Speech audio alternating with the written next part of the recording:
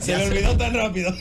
Ya se está hablando, no para evitar la corrección, y me deje fluir en el comentario.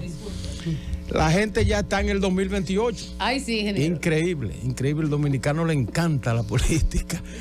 Y no bien termina una cuando ya se mete en la otra. Y yo pienso que ahora, fíjense bien, el presidente Abinader, en su discurso de celebración en el comando de campaña del PRM, trazó la agenda nacional para los próximos 4 años. La agenda nacional, él no habló de política, dijo al contrario, dijo que él no va a ser candidato más y que se va a dedicar a hacer las reformas que necesita la República Dominicana en los próximos 4 años. De manera que trazó una agenda nacional. Los partidos políticos de la oposición tienen que tomar en cuenta que al trazar esa agenda nacional, el presidente de la República prácticamente los ordena a su alrededor. Y si se salen de la agenda nacional para dedicarse única y exclusivamente a la recomposición de sus partidos, pueden correr el riesgo de aislarse.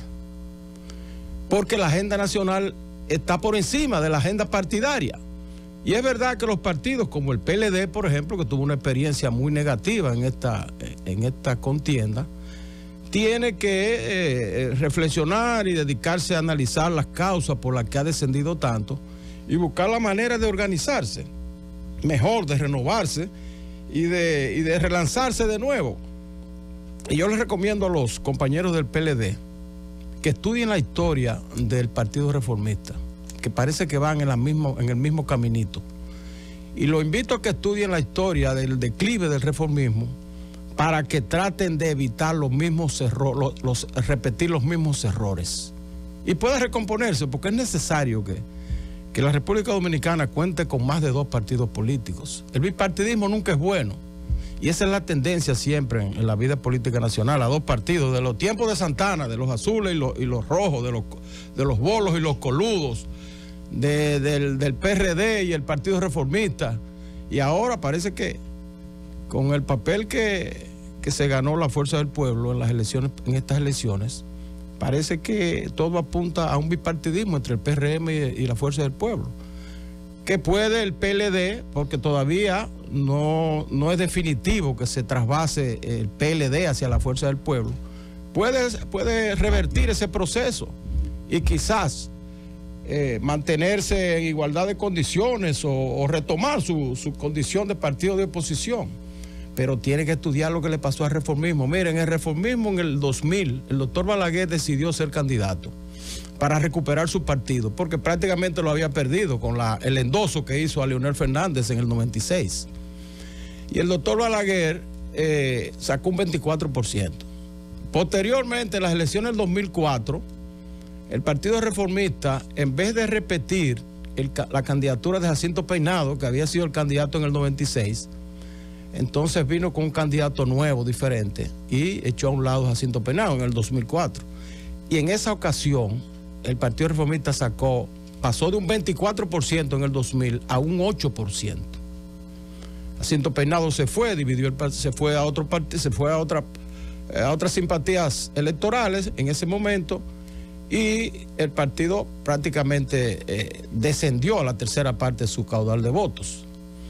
En el 2000, luego en el 2008, entonces el partido, en vez de repetir con el mismo candidato del 2004, que era Eduardo Estrella, buscó otro candidato, Amable Aristi, y entonces redujo su caudal de 8% a un 4%. Perdió su condición de partido mayoritario en esa ocasión. Y a partir de ahí ha sido la debacle.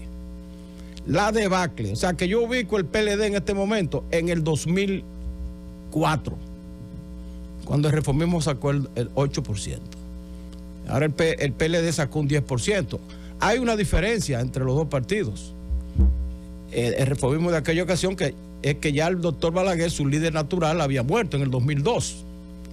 Y entonces no había un líder que lo sustituyera. El caso del PLD en esta ocasión tiene un líder, Danilo Medina. Aunque está inhabilitado para ser candidato porque cometió ese grave error histórico, que que es un error imperdonable, una persona de la capacidad y la experiencia de Danilo Medina.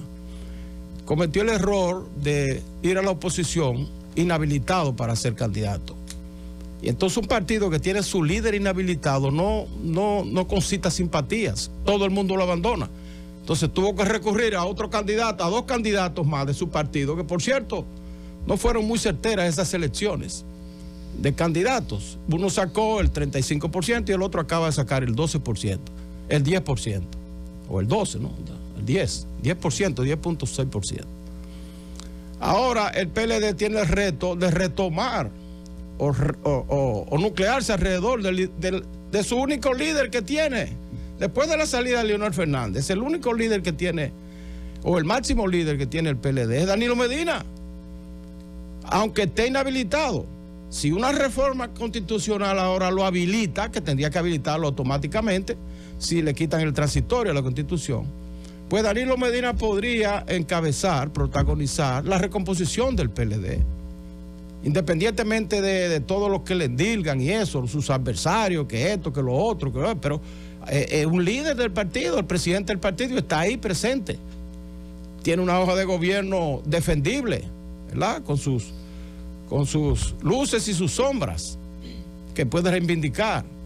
Porque yo no le veo otra salida al PLD que no sea nuclearse alrededor de su líder natural, que es Danilo Medina. Aunque algunos están pidiendo su cabeza ahora. Una cosa absurda. Una cosa absurda que es fruto de las cabezas calientes cada vez que pasa un proceso electoral.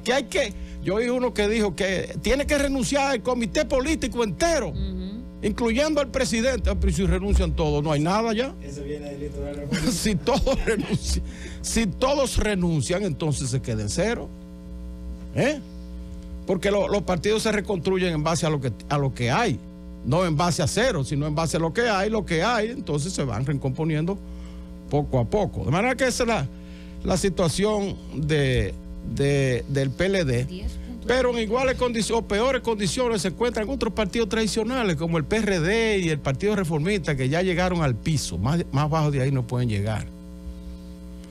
Entonces el PLD y la propia Fuerza del Pueblo, que aunque hizo un papel aceptable, tiene muchos retos por delante, porque el rechazo del presidente Leonel Fernández todavía persiste, aunque él, como dijo Fausto en su comentario, estas elecciones le sirvieron para desprenderse de una serie de cosas que lo acusaban, aunque otras persisten. Juan Reyes, sí, perdón. Otras persisten. Tiene el reto de crecer todavía y consolidarse como partido, pero tienen que tomar en cuenta, y esto es lo principal, de que la agenda nacional está trazada por el presidente y líder del PRM, por el presidente Luis Abinader. Él trazó una agenda nacional de reformas. Si se desvían de ahí a enfrascarse en su partido, pueden quedar aislados, porque el presidente Abinader está ahora combinado a cristalizar esas reformas que él la inició en este periodo de gobierno, pero que en el CES se empantanaron por una serie de cosas que ocurrieron. Se empantanaron la mayoría de esas reformas y muy pocas se pudieron llevar a cabo, pero están ahí. Se avanzó bastante en la parte teórica, que ahora la puede retomar con buenas intenciones y sin el deseo de utilizarla de manera política para promoverse como candidato en el 2008 y dejar atrás las otras fuerzas políticas.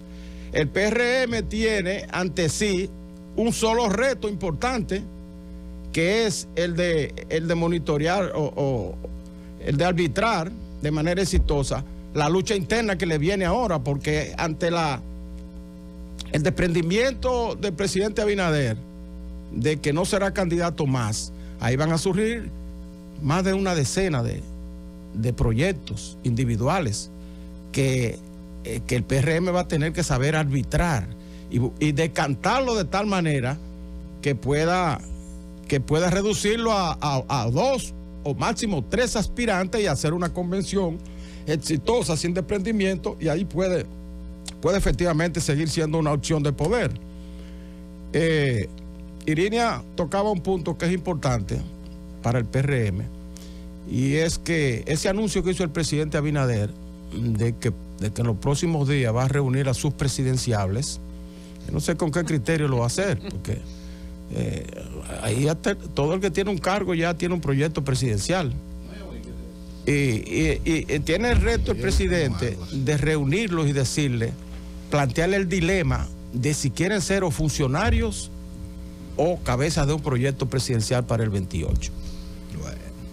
Y entonces ahí tiene la oportunidad de que los que tienen un proyecto se separen del gobierno y él dedicarse enteramente a la agenda que ha planteado para el próximo cuatrenio, que es una agenda de desarrollo, que yo pienso que si se lleva a cabo con éxito toda esa reforma que estamos hablando, una reforma tributaria justa, que no necesariamente implique el aumento de impuestos, sino que aumente las recaudaciones aún bajando los impuestos. Pues yo soy de los partidarios de que el ITEVI hay que bajarlo en este país, bajarlo a un % fijo. En Estados Unidos la mayoría de los estados es 8%, aquí es el 18%. Pero como es tan alto, todo el mundo lo evade. Y usted va a los comercios a comprar y lo primero que le pregunta, ¿con ITEVI o sin ITEVI? Entonces, si tú dices que sin ITEVI, te dan un precio más bajo. Y todo el mundo lo evade. Entonces es mejor poner un ITEVI bajito de 10%, de 8% y que todo el mundo lo pague, que se universalice. Eso en cuanto a eso. Y otra, los aranceles también y una serie de cosas que hay que racionalizar. Todas esas exenciones de más que están, muchas que no se justifican, deben ser eliminadas y todas esas cosas. Esos son retos que tiene el presidente, que yo pienso que con lo que él hizo de apartarse de la aspiración presidencial y con un gabinete orientado a cometer esas reformas conjuntamente con el presidente, podemos realmente avanzar en el próximo cuatrenio. Y la oposición, no olvidarse de que primero está la agenda nacional trazada en el discurso inaugural del presidente, que la agenda particular de cada una de sus organizaciones. Francis, llévatelo.